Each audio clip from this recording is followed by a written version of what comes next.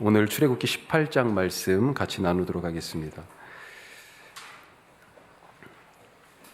출애굽기 18장은 아시는 것처럼 이드로, 모세의 장인이죠. 이드로가 모세를 찾아오고 또 모세가 하는 일들을 보면서 충고하여서 모세가 또 그것들을 잘 수용하는 그런 과정입니다.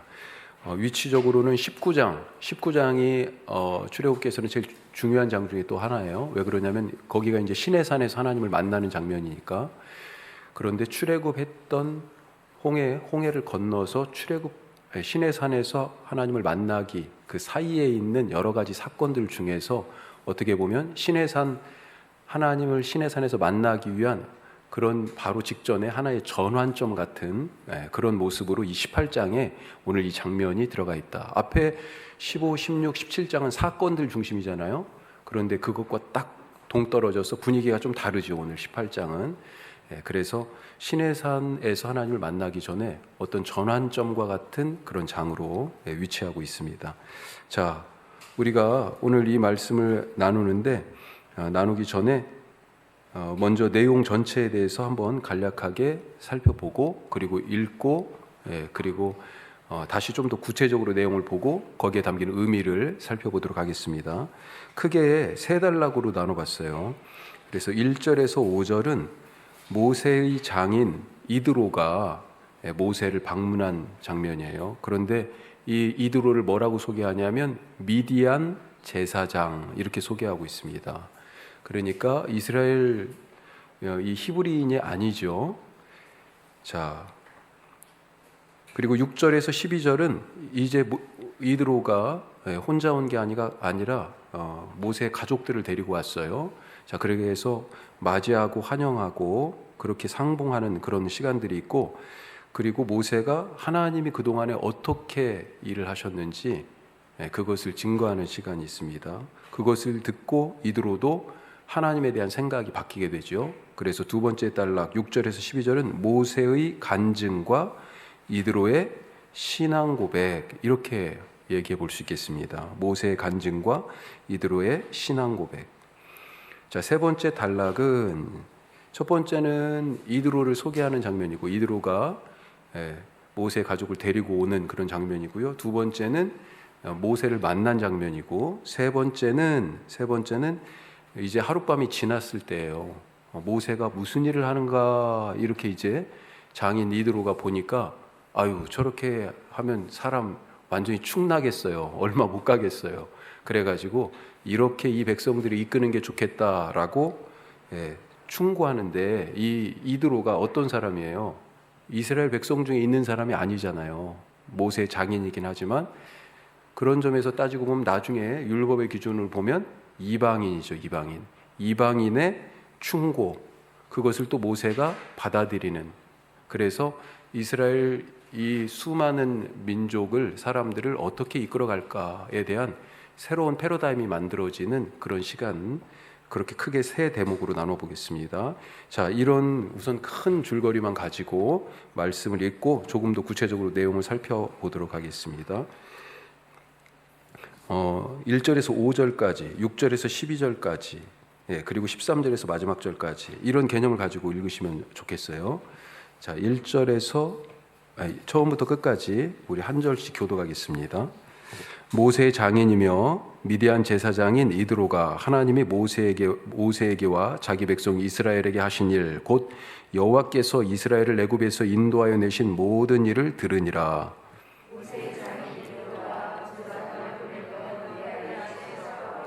그의 두 아들을 데리고 왔으니 그 하나의 이름은 게르솜이라. 이는 모세가 이르기를 내가 이방에서 나그네가 되었다 하며,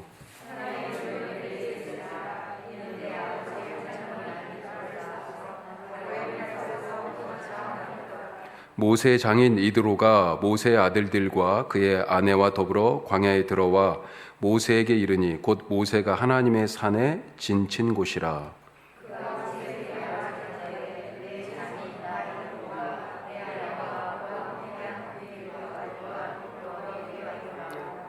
모세가 나가서 그의 장인을 맞아 절하고 그에게 입맞추고 그들이 서로 문안하고 함께 장막에 들어가서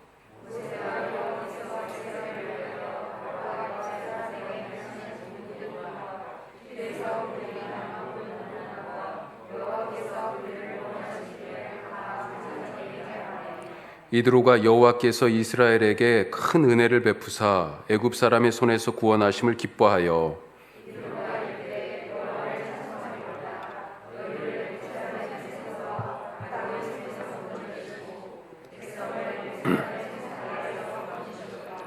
이제 내가 알았도다. 여호와는 모든 신보다 크심으로 이스라엘에게 교만하게 행하는 그들을 이기셨도다 하고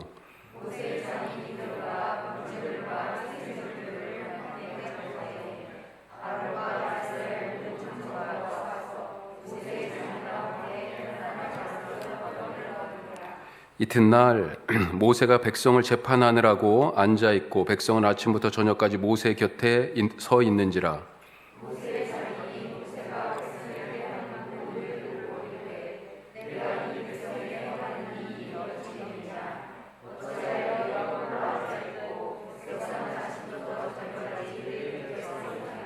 모세가 그의 장인에게 대답하되 백성이 하나님께 물으려고 내게로 오미라.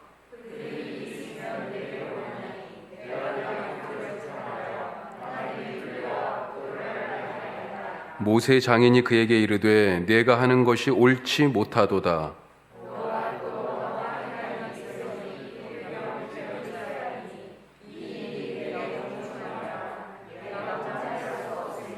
이제 내 말을 들으라. 내가 내게 방침을 가르치리니 하나님이 너와 함께 계실지로다. 너는 하나님 앞에서 그 백성을 위하여 그 사건들을 하나님께 가져오며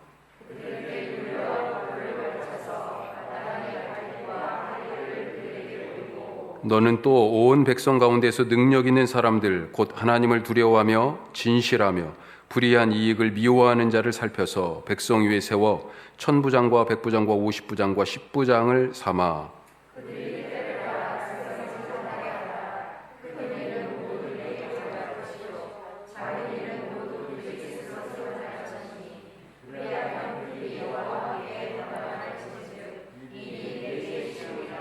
내가 만일 이 일을 하고 하나님께서도 내게 허락하시면 내가 이 일을 감당하고 이 모든 백성도 자기 곳으로 평안히 가리라.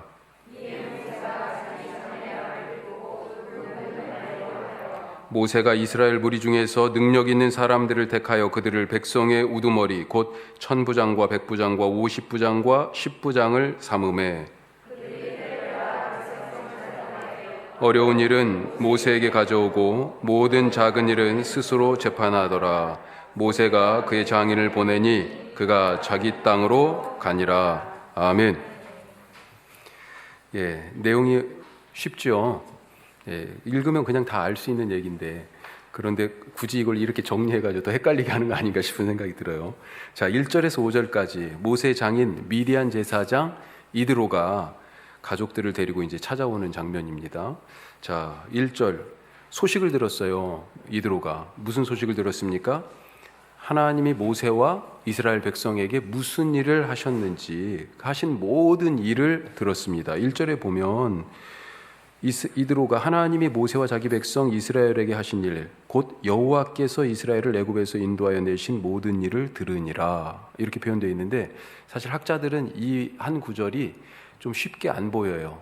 왜 그러냐면 하나님이라고 표현되어 있는 게 있고 여호와라고 표현되어 있는 게 있잖아요. 제가 괜히 이런 말씀을 드리는 것 같은데 전승이 두 개다라고 생각하는 사람들이 있습니다. 그래서 하나님, 엘로힘이라고 하는 히브리 단어고 여호와라고 하는 우리가 정확하게는 어떤 발음인지 몰라요. 사실은 야훼라고 부르기도 하고 우리는 지금 옛날부터 여호와라고 발음했기 때문에 이 특정한 신 하나님을 이스라엘이 섬기는 이 하나님을 여호와 혹은 야훼라고 지금 그냥 부르기로 약속한 거잖아요. 그 신이 하여튼 애굽에서 인도하여 내신 그 모든 일에 대하여서 지금 들은 거예요. 자, 그래가지고 어떻게 합니까? 2절에서 5절까지 보면 모세 장인 이드로가 모세가 돌려보냈던 그의 아내 십보라와 그의 두 아들을 데리고 왔으니 번역이 지금 그렇게 돼 있어요. 그런데 이 데리고 왔으니는 사실 조금 잘못 번역된 것 같아요. 무슨 말이냐면 모세 장인 이드로가 모세가 돌려보냈던 그의 아내 십보라와 두 아들을 먼저 받았어요. 리시브예요. 받았다는 뜻입니다. 예전에 하나님이 호렙산에서 만나시고 모세를 보냈잖아요. 내 백성에게 이집트로 가서 그 백성을 인도해내라. 그때 혼자 안 가고 누구랑 갔어요? 아내 십보라 그리고 아들들하고 갔어요. 그런데 가다가 할례를 행하게 된 그런 사건이 있었죠. 안 그러면 아들들을 모세를 죽이겠다 막 이런 얘기가 있어가지고, 그래서 그때 십보라가 깨닫고 할례를 행하는 일이 있습니다. 그리고 나서 뭐라고 써 있냐면 모세하고 아론만 이집트로 간 걸로 나와 있지 가족들에 대한 얘기는 없어요. 아마 그때 헤어진 것 같아요. 그래서 이 십보라와 아내와 아들들을 장인에게 다시 보냈단 말이죠. 그래서 여기 앞에 이 부분은 장인 이드로가 모세가 돌려보낸 아내와 아들들을 받았어요. 우선 받았다 이렇게 해석을 해야 되는 게 맞는 것 같고, 그 하나의 이름 아들들이죠. 그래서 하나는 게르솜이고 하나는 엘리에셀이다 이렇게 나오는 거죠. 자, 게르솜 이름의 뜻이 뭐라고 되어 있습니까? 이방에서 나그네가 되었다. 예전에는 객이 되었다 뭐 이렇게 표현되어 있는데 나그네가 되었다. 엘리에셀은 여기 더 4절 말씀에 보면 좀 광범위하게 더 해석이 되어 있죠. 이는 내 아버지 하나님이 나를 도우사 바로의 칼에서 구원하셨다. 자, 이건 더 넓게 풀어 쓴 거고요. 문자 그대로는 거기 주가 붙어 있죠. 하나님이 도우신다. 하나님이 도우시다. 하나님은 하나님의 도우심 이렇게 되어 있습니다. 하나님의 도우심. 자, 그래서 에벤에셀 들어보셨죠? 에벤에셀. 엘리에셀. 에셀은 도움이라는 뜻이에요. 도움. 엘리는 하나님이라는 뜻입니다. 그래서 하나님이 도우심. 하나님의 도우심 이렇게 얘기할 수 있는 거고, 에벤에셀은 그렇죠. 여기까지 도우셨다. 뭐 이런 뜻이죠. 정확하게는 도움의 돌이에요. 거기다 돌 세우고 여기까지 도우셨다는 그런 의미를 부여한 거예요. 그래서 에벤 에셀. 자, 에셀은 도움이다. 에벤 에셀. 도움의 돌. 자, 그런 거죠. 자, 그러면서 5절 보니까 모세 장인 이드로가 모세의 아들들과 그의 아내와 더불어 광야에 들어와. 자, 그렇게 이제 받았었는데 이제 아내와 아들들을 데리고 지금 광야로 오는 겁니다. 그래서 어디에 갑니까? 모세에게 이르니 모세가 하나님의 산 진친 곳에 이른다. 하나님의 산 어딜까요? 우리가 지난번에 얘기했는데 시내 산과 호렙산 어떤 개념으로요? 여기는 호렙산일 것 같아요. 그러니까 좀 더 넓은 범위의 산, 거기께 어딘가에서 예전에 모세가 하나님을 만났을 법한 그 자리예요. 자, 거기까지 찾아온 것입니다. 자, 6절부터 이제 보면요, 두 번째 단락, 모세 간증과 이드로의 신앙 고백. 자, 그렇게 해가지고 6절에 도착을 했습니다. 도착해서 그가 누구예요? 이드로입니다. 이드로가 모세에게 말을 전하라고 이제 사람들한테 하죠. 내가 누구다, 누가 왔다, 가서 전하라고 얘기하는 겁니다. 뭐라고 돼 있습니까? 나는 장인이다, 모세. 그리고 그의 아내와 그와 함께한 두 아들 더불어 내가 같이 왔다. 가서 모세한테 전해라. 지금 하는 겁니다. 그러니까 7절에 모세가 나가서 이제 맞이하는 거죠. 이게 번역이 조금 잘 헷갈리게 돼 있어요. 약간 그런 뜻이죠. 자, 그래서 이제 상봉을 합니다. 절하고 서로 입 맞추고 문안하고 함께 데리고 이제 장막에 들어가게 되는 거죠. 자, 8절에 보면 장막에 들어가서 그동안에 있었던 이야기를 모세가 하게 되죠. 8절 읽어보겠습니다. 같이 읽습니다. 모세가 여호와께서 이스라엘을 위하여 바로와 애굽 사람에게 행하신 모든 일과 길에서 그들이 당한 모든 고난과 여호와께서 그들을 구원하신 일을 다 그 장인에게 말하매. 한마디로 뭐 한 거예요? 간증한 것입니다. 간증. 하나님이 어떤 은혜를 베풀어 주셨다고 간증한 거예요. 모세가 한 말이죠. 이 8절은 그러니까 모세가 여호와께서 행하신 모든 일을 말하고 있다. 그 내용이 어떻게 됩니까? 행하신 모든 일, 그 내용이요, 세 가지로 볼 수 있는데 바로와 애굽 사람에게 행하신 일, 또 길에서 당한 고난. 자, 이 18절 앞에까지 어떤 일들이 있었어요?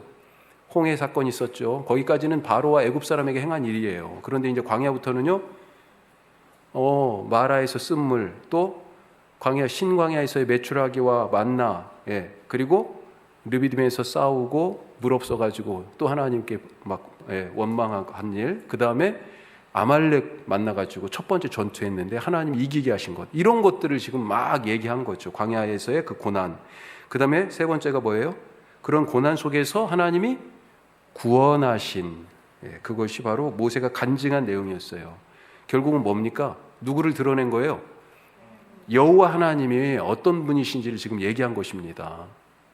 자, 이 말을 듣고 이드로가 반응하죠. 9절 10절 말씀입니다. 자, 9절 10절 다시 또 읽습니다. 이드로가 여호와께서 이스라엘에게 큰 은혜를 베푸사 애굽 사람의 손에서 구원하심을 기뻐하여 이드로가 이르되 여호와를 찬송하리로다. 너희를 애굽 사람의 손에서와 바로의 손에서 건져내시고 백성을 애굽 사람의 손 아래에서 건지셨도다. 아멘. 그래서 결국은 뭐예요? 여호와를 찬송하라. 누구 입에서 나오는 얘기입니까? 이게 여호와와 아까 하나님이라는 단어가 사실은 다른 단어라고 얘기했잖아요. 하나님은 그냥 신이라는 얘기입니다. 이드로는 지금 신을 섬기는 제사장이에요. 그런데 그때 당시에 문화로 봤을 때 이 히브리인들, 유대인들만 빼놓고는 신은 몇이에요? 신이 엄청 많아요. 그 중에 히브리인들이 섬기는 신인 여호와도 신인 줄 지금 저들이 신으로 믿고 있어. 이 정도는 알고 있는 거예요. 예. 그런데 그 행하신 이 일을 보니까 여호와 하나님이 누구신지 알겠다. 지금 그 얘기를 하고 있는 것입니다. 예. 뭐라고 돼 있어요? 10절 말씀에 10절 말씀에 찬송하리라 하면서 애굽 사람의 손에서와 바로의 손에서 건져내시고 백성을 애굽 사람의 손 아래에서 건져내셨으니 11절에 내가 이제 알았도다. 여호와는 모든 신보다 크신 분이시다. 이런 고백하지 않습니까? 예. 나도 여러 신들을 알고 있는데 그 신들보다 여호와 하나님이 제일 크시다. 왜요? 애굽의 모든 신들을 다 끝장내 버리셨잖아요. 이런 고백이 지금 모세 간증을 통해서 모세가 하나님이 여호와가 진짜 하나님이야라고 하는 간증을 하니까 이드로까지 마음에 감동이 들어서 이렇게까지 얘기하는 것입니다. 자, 이드로가 11절에 이제 내가 알았도다. 여호와는 모든 신보다 크시다. 이게 사실은 출애굽기 앞에 10가지 재앙, 이 장면들에서 주요하게 등장한 테마 중에 하나였잖아요. 왜 10가지 재앙이 계속 임했습니까? 바로가 나는 그 신 몰라. 왜 이 백성들은, 이 사람들은 내가 종으로 부리는, 내가 통치하는, 나를 섬기는 그런 사람들인데 왜 그 신이 갑자기 나타나가지고 그 백성, 히브리인들은 내 백성이야 그러면서 내놓으라고 바로에게 그랬잖아요. 그러니까 나는 그 신 모르겠다, 모세한테. 10가지 재앙은 무슨 과정이었어요? 여호와 하나님이 누구신지 알도록 하시는 과정이었어요. 그런데 이드로는 지금 어떻게 알았어요? 모세에게 이 모세의 간증을 듣고 지금 단번에 알았습니다. 내가 알았다라고 얘기합니다. 그 많은 신들 내가 알고 있지만 진짜 신은 여호와시구나. 그분이 제일 크시구나. 그렇게 지금 얘기하고 있어요. 자, 그러면서 이게 고백으로 그치지 않습니다. 그 고백 이후에 액션이 있어요. 행동을 합니다. 어떤 행동이요? 하나님을 예배해요. 제사, 12절이 그거죠. 자, 제사 이렇게 되어 있습니다. 모세의 장인 이드로가 번제와 희생 제물들을 하나님께 가져오며 아론과 이스라엘 모든 장로가 와서 모세의 장인과 함께 하나님 앞에서 떡을 먹으니라. 자,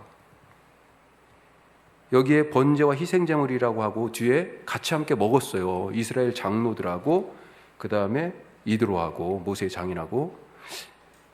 예배 중에, 제사 중에 함께 먹을 수 있는 제사가 어떤 제사입니까? 함께 먹을 수 있는 제사, 화목제예요. 화목제. 감사로 드리는 화목제, 여러 가지 소원으로 드리는 화목제, 여러 가지 있겠습니다만 이것은 번제를 드리고 이 희생제물이라고 표현된 이것이 그래서 함께 먹은 뒤에 일들을 봤을 때 화목제일 것이다. 그리고 히브리 단어가 그런 단어가 쓰였어요. 그래서 화목제. 자, 마지막 단락 13절에서 27절. 그러고 나서 이제 하루가 지났습니다. 하루가 지났어요. 아침에 13절 처음이 이튿날이죠. 13절에서 16절까지 아니 이드로가 모세가 일하는 걸 가만히 보니까 어떤 식으로 일해요? 이 모든 백성의 일을 지금 모세가 다 관여해서 하나씩 하나씩 지금 풀고 있어요. 그런데 이 백성들 숫자가 얼마입니까? 나중에 민수기에 보면 인구조사를 2번 해요. 민수기는 영어로 민수, 한자말로 백성들의 수예요. 영어로는 numbers 이렇게 돼 있습니다. 숫자들 이렇게 돼 있어요. 얼마인지 숫자를 세는 일이 2번 민수기에 나오는데, 자, 첫 번째 이 출애굽하고 나서 얼마 지나지 않아서 셌을 때 60만 3,550명이었어요. 20세 이상 남자 장정만. 그러니까 한 얼마쯤 됐을 거다. 그렇게 생각해 볼 수 있죠. 그 수많은 사람들, 원주가 지금 36만밖에 안 되는데 시장 혼자 앉아가지고 이거 해요, 저거 해요, 이게 맞아요, 이런 일 하고 있다고 그러면 뭘 할 수 있겠어요? 아무것도 못하죠. 그걸 보고 있는 거죠. 혼자 다 모든 일을 하는 거. 거기 제가 과중한 업무 이렇게 써놓고 만기 칠남형 사역 그렇게 얘기했는데, 만기 칠남이 뭡니까? 모든 걸 자기가 다 결제해야 되는 그런 거죠. 자, 이것을 보고 이러다가 모세가 큰일 나겠구나 하는 거죠. 17절 18절 자 읽어보겠습니다. 같이. 모세 장인이 그에게 이르되 내가 하는 것이 옳지 못하도다. 너와 또 너와 함께한 이 백성이 필경 기력이 쇠하리니 이 일이 내게 너무 중함이라 내가 혼자 할 수 없으리라. 아멘. 진단을 하는 거죠. 그걸 딱 보고 평가합니다. 2가지로요. 하나는 옳지 못하다 이것이. 또 한 가지는요, 혼자 할 수 없다. 어떻게 보면 모세 입장에서는 뼈아픈 지적 아니겠어요? 이거 장인이 와가지고 지금 자기가 하는 일에 감나라 배나라 하는 거잖아요. 그리고 모세가 사실 지도자로서 제일 중요하게 생각하는 것이 어떻게 보면 리더십 아니에요. 지금 근데 내가 하고 있는 부분들이 잘못됐다라고 얘기하고 있는, 옳지 못하니라 이렇게 얘기하잖아요. 모세가 사실 기분 좀 나빴을 수도 있을 것 같아요. 자, 거기에 대한, 그러면서 지적만 한 게 아니고 평가만 한 게 아니고요, 대안을 제시하죠. 제안을 합니다. 조직 개편을 제안해요. 19절에서 23절. 자, 대신 이 원조 조직 개편에 원칙이 있습니다. 원칙이 뭐냐? 19절에서 20절 보면 사건을 읽어보죠. 자, 읽어보겠습니다. 19절, 20절. 이제 내 말을 들으라. 내가 내게 방침을 가르치리니 하나님이 너와 함께 계실지로다. 너는 하나님 앞에서 그 백성을 위하여 그 사건들을 하나님께 가져오며 그들에게 율례와 법도를 가르쳐서 마땅히 갈 길과 할 일을 그들에게 보이고. 아멘. 자, 자기 생각으로 하지 말라는 겁니다. 하나님 앞에 가져오라는 거죠. 그렇죠? 그래서 하나님의 율례와 법도로, 자, 이것을 원칙으로 하자. 하나님 앞에 가져오고 하나님의 율례와 법도로. 자, 그러고 너 혼자 하지 않고 다른 사람들을 세워야 한다라고 하면서 그 세우는 사람을 뭐라고 규정해요? 능력 있는 사람. 자, 21절 다시 한번 읽겠습니다. 21절. 그들이 21절입니다. 너는 또 온 백성 가운데서 능력 있는 사람들 곧 하나님을 두려워하며 진실하며 불의한 이익을 미워하는 자를 살펴서 백성 위에 세워 천부장과 백부장과 50부장과 10부장을 삼아. 아멘. 아멘.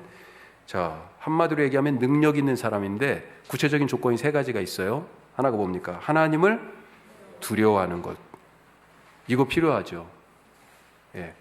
하나님을 두려워하는 것. 2번째는요, 진실한 것. 요즘 우리나라가 말 한마디 가지고 뭐가 진실이냐 지금 진실 공방하고 있잖아요. 진실해야죠. 진실을 다른 걸로 덮으면 덮을 수가 없습니다. 계속 다른 걸 얘기가 계속 나와야 돼요. 3번째, 불의한 이익을 미워하는 것. 불의를 미워하는 거예요. 하나님을 경외하고 진실하고 그리고 불의를 미워하는 의로워야 한다. 그렇게 지금 말씀하고 있습니다. 자, 그러면서 그런 사람들로 천부장, 백부장, 50부장, 10부장 이런 조직을 만들어라 라고 얘기합니다. 자, 22절은 그렇게 했을 때 기준과 유익. 자, 어떻게 누구는 천부장이고 백부장이고 50부장 이런 것들은 일의 경중을 따라서, 그리고 이제는 너 혼자 하는 게 아니라 백성들도 시간의 제약을 받지 않는 그런 일들이 될 거고, 서로 그렇게 역할을 분담하는 유익이 있다라고 가르쳐 줍니다. 그래서 24절에서 27절에 모세가 이것을 시행하죠. 이제 시행하려면 어떻게 해야 돼요? 그 일을 할 사람을 세워야 되는 거죠. 그 일을 할 사람을 세 가지로 아까 기준 줬는데, 그걸 한마디로 하면 어떤 사람이에요? 능력 있는 사람. 능력 있는 사람이 바로 그런 사람이에요. 진실한 사람이 능력 있는 사람입니다. 의로운 사람이 능력 있는 사람이에요. 다른 게 능력 있는 게 아니고요. 하나님을 경외하는 사람이 능력 있는 사람이고요. 자, 우리가 오늘 이 말씀을 이제 가지고 조금 더 의미를 살펴보도록 하겠습니다. 첫 번째, 두 아들을 이드로가 데려왔잖아요. 아내 십보라와 함께 이 두 아들들을, 그런데 특별히 아들들의 이름을 소개하고 있습니다. 그러면서 그 아들들의 이름의 뜻을 말해주고 있어요. 무엇일까요? 아들들의 이름에 모세의 삶이 담겼어요. 다른 말로 또 얘기하면 하나님을 향한 신앙 고백이 담겼어요. 신앙 고백. 아들들의 이름에 신앙 고백을 담았어요. 사실 저는 제 이름이 상당히 부담스러운데, 제 이름이 가운데 자가 한자로 따지면 거룩할 성자입니다. 그리고 욱자는요 빛날 욱자예요. 거룩하게 빛난다. 글쎄요. 그래서 목사가 됐는지 모르겠습니다. 저희 아버지가 언젠가 제가 알아들을 만할 때, 어렸을 때 그런 얘기 하셨어요. 이름 바꾸려고 그랬다. 한자말을 바꾸려고 했다고. 가운데 거룩할 성자를 빼려고. 너무 애한테 너무 부담스럽게 이름을 지어놨다고. 그래서 보통 뭐 이룰 성자 많이 쓰고 그러잖아요. 그래서 그렇게 이제 바꾸려고 했었다라고 말씀하시는데, 한편으로 보면 거룩한 사람으로 하여튼 하나님을 드러내면서 살아라, 그런 의미, 그렇게 살고 싶다는 본인의 마음을 아들 이름에다 담으셨던 거 아닌가, 그렇게 생각도 돼요. 하여튼 지금 모세도 가만히 보니까 자기의 삶의 과정들 속에서 자식들을 낳았잖아요. 그때 마음속에 하나님을 향한 어떤 소망, 그리고 삶에 대한 기대를 담아가지고 아들들을 이름을 지었다라고 하는 것을 볼 수 있습니다. 모세와 이스라엘 백성에 대한 지금 소문이 주변에 쫙 퍼졌어요. 어떤 소문이 퍼졌습니까? 이스라엘 백성과 지금 모세가 어느 산, 바로 호렙산 근처에 왔잖아요. 홍해를 건너서 광야를 지나 여기까지 오면서 소문이 쫙 퍼졌어요. 도중에 무슨 일도 있었어요? 아말렉하고 전투도 있었잖아요. 아마 그 안에서 만남 없고 이런 얘기들은 잘 안 퍼졌을지 몰라요. 그건 외부적으로 나갈 일이 별로 없으니까, 접촉이 없으면. 그렇지만 아말렉하고는 전쟁했잖아요. 그러니까 바로의 군대도 다 쓸어버렸죠. 아말렉도 지금 완전히 무찔러 버렸죠. 주변에 소문이 쫙 났습니다. 이 소문 듣고 모세의 장인 이드로가 모세의 가족들을 데리고 이제 모세를 찾아, 그 산 호렙산 거기쯤 있을 거야, 왔다는 얘기를 물어물어 지금 찾아온 거예요. 그러면서 이때 이 모세의 아들들 이름이 나오는데, 자 3절 4절에 보면 게르솜, 아까 뭐라고 그랬습니까? 이방에서 나그네가 되었다. 엘리에셀은 하나님이 도우신다, 이런 뜻이에요. 자, 이것은 모세가 이 아들들의 이름에 자기의 신앙, 자기의 삶을 담아서 고백한 그런 부분들을 같이 표현했을 뿐만 아니라 이스라엘 백성들을 위해서 하나님이 어떻게 하시는지 그것에 대한 기대도 같이 담았다라고 하는 것입니다. 자, 첫째 아들 게르솜 이야기 한번 보면, 게르솜, 모세가 게르솜을 이름을 지었을 때 그때 어디서 지었어요? 모세가 원래 이집트의 왕자였잖아요. 그러다가 언젠가 자기가 내가 히브리 사람인데 라고 하는 자의식이 생겼어요. 그럼 나가 보니까 자기 동족 히브리 사람들은 지금 종로를 타고 있는데 이집트 사람이 그를 핍박하면서 때려요. 그걸 보고 갑자기 확 그냥 끌어오른 거죠. 그러면서 이 이집트 사람을 쳐 죽이고 모래에다 파묻어 버렸잖아요. 그런데 그것이 발각되어서 결국은 광야로 도주를 하게 되죠. 그때 곤경에 처해서 광야에서, 이제 원래 집은 어디예요? 이집트잖아요. 왕궁이었잖아요. 그런데 이 광야에서 정처 없이 나그네 생활을 시작하는 중에 십보라를 만났습니다. 그리고 나서 가정을 꾸리게 됐고 자식을 낳게 됐어요. 그 게르솜을 낳고, 그래서 이름을 내가 이방에서 나그네가 되었구나, 이방 땅에서, 그렇게 지었다는 거죠. 예. 그런데 자기 신세가 나그네일 뿐만 아니라 이 이스라엘 백성들 신세 역시 나그네다라고 하는 고백이 같이 사실은 담겨져 있는 거예요. 그런데 이 나그네, 하나님은 어떻게 하세요? 나그네를 보호하시는 분이에요. 하나님은 나그네의 보호자이십니다. 또 이 나그네의 발걸음을 한 곳에 머무르는 사람이 아니잖아요. 이 발걸음을 다른 곳으로 옮기시는 분도 하나님이시고 그 발걸음을 지키시는 분도 하나님이시다. 바로 그런 의미가 담겨져 있는 거예요. 하나님은 이 나그네의 보호자가 되십니다. 발걸음을 지키셔요. 나그네의 하나님이세요. 그래서 이런 생각이 어디에 나중에 율법에 담기게 됩니다. 율법에 과부와 객과 나그네와 고아를, 사회적인 약자들을 철저하게 먼저 생각하고 돌보라고 하시잖아요. 내 밭이에요. 내 밭인데 수확할 때 모퉁이는 놔둬라. 수확하다가 이삭이 떨어지면 이삭 줍지 마라. 포도원에서 포도 다 따지 마라. 예, 그거 놔두라고 하시잖아요. 왜요? 나그네와 고아와 과부를 위하여서 남겨두라고 그럽니다. 아니 내 밭에서 내가 수고하여서 저거 하나까지 그냥 완전히 그냥 싹싹 긁어서 따야 되겠는데 하나님 그러지 말라고 그러세요. 예.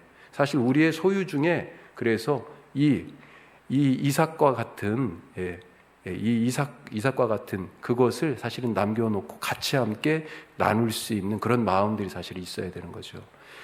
내가 나그네 되었다라고 한탄이 아니고 나그네인 나의 삶을 하나님이 돌봐주신다라고 하는 믿음에 대한 고백입니다. 자, 둘째, 엘리에셀.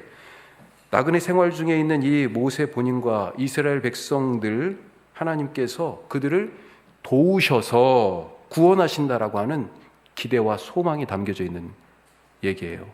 자, 엘리에셀이라고 하는 이 이름, 애가 언제 태어났냐? 아까 호렙산에서 모세가 하나님 만나고 애굽으로 가잖아요. 그때 4장 20절에 보면 아내와 아들들 이렇게 표현되어 있습니다. 그러니까 큰아들만 있었던 게 아니고요. 그 앞에 게르솜 얘기는 한번 나와요. 이름이 한번 나오는데 둘째 아들은 태어났다 이런 얘기도 없고 이름도 없어요. 그런데 여기에 표현이 아내와 아들들이라고 나와요. 그리고 이 아내와 아들들을 모세가 돌려보냈잖아요. 다시. 예. 그러니까 애굽에 내려가기 전에 이미 둘째 아들도 태어나 있었다. 무슨 얘기입니까? 하나님이 이집트에서 백성들을 인도하여 내시기 전에 10가지 재앙을 보여주시기도 전에 홍해를 가르시기도 전에 이미 하나님께서 엘리에셀이라고 하는 고백을 모세를 통하여서 받으셨다는 거예요. 모세가 둘째 아들을 낳고 하나님이 도우신다. 나그네인 우리의 삶을, 우리 민족의 삶을 하나님이 도우셔서 구원하신다라고 하는, 아직 구원이 일어나지 않았는데 그런 소망과 믿음으로 둘째 아들 이름을 지었다는 것입니다. 모세는 삶의 매 순간에 이렇게 하나님이 행하실 일에 대한 기대와 또 하신 일에 대한 감사를 고백하면서 살았다 하는 거예요. 우리 매일의 삶도 무엇으로 채워져야 되겠습니까? 그런 소망과 그런 믿음과 그런 감사와 그런 기대로 그렇게 고백하면서 채워나가실 수 있길 바랍니다. 자, 두 번째, 시련을 통해서 배우고 성장하자 하는 것입니다. 시련을 통해서 배우고 성장하자. 모세의 장인 이드로가 둘째 날 나가서 딱 모세가 하는 걸 보니까 저게 지금 뭐 하는 거지? 의아한 거예요. 너무 의아해. 왜 저렇게 일을 하고 있지? 사람들이 지금 보니까 아니 이게 무슨 줄이야? 물어봤을 거 아니에요. 모세는 앉아있고 사람들은 쭉 줄 서 있어요. 어떤 사람들은 막 종일 서 있는 거예요. 사실 대기하는 것 중 얼마나 힘든 일이 어디 있어요. 예, 이거 뭐 이 자리를 떠날 수도 없고, 예, 그렇다고 순서가 빨리 오는 것도 아니고. 자, 줄을 서서 이렇게 쭉 기다리고 있는 걸 보고 14절 같이 한번 읽어봐요. 14절입니다. 모세 장인이 모세가 백성에게 행하는 모든 일을 보고 이르되 내가 이 백성에게 행하는 이 일이 어찌 됨이냐? 어찌하여 내가 홀로 앉아있고 백성은 아침부터 저녁까지 내 곁에 서 있느냐? 자, 이게 별것 아닌 것 같은데 사실은 놀라운 변화의 장면입니다. 모세 앞에 지금 모세를 만나려고 줄 서서 기다리는 것, 이게 지금 엄청난 변화의 모습이에요. 왜요? 이 사람들이 지금 줄을 서서 기다린 이유가 뭡니까? 왜 기다리고 있어요? 15절에 바로 나오죠. 15절에 모세가 그의 장인에게 대답하되, 같이 해요. 백성이 하나님께 물으려고 내게로 오미라. 왜 왔어요? 하나님께 물으려고 온 거예요.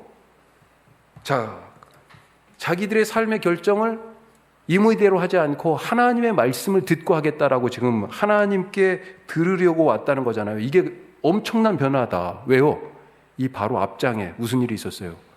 무리바에서, 마사에서, 르비딤에서, 똑같은 장소예요. 이름이 3개죠. 이 르비딤에서 하나님하고 다퉜잖아요. 하나님을 시험했잖아요. 17장 7절 말씀 다시 한번 읽어보겠습니다. 17장 7절. 자, 이렇게 돼 있어요. 17장 7절. 그가 그곳 이름을 마사 또는 무리바라 하였으니, 물이 없다고, 물 없다고 하나님만 원망했었잖아요. 그래서 하나님을 향하여서 다투고 시험했는데 마사 또는 무리바라 불렀으니 이는 이스라엘 자손과 다투었으며 또는 그들이 여호와를 시험하여 이르기를, 같이 해요. 여호와께서 우리 중에 계신가 안 계신가 하였음이더라. 아멘. 자, 얼마 전에 물 없다고 원망하면서 야, 하나님 계셔? 하나님 안 계셔? 아니, 이랬던 사람들이 지금은요, 여호와 하나님 앞에 우리가 어떻게 살아야 되죠? 우리가 이 문제 어떻게 풀어야 되죠? 서로 생각이 다른데 여호와 하나님 앞에 물어보러 지금 줄 서 있는 거예요. 아침부터 저녁까지. 엄청난 변화죠. 엄청난 변화.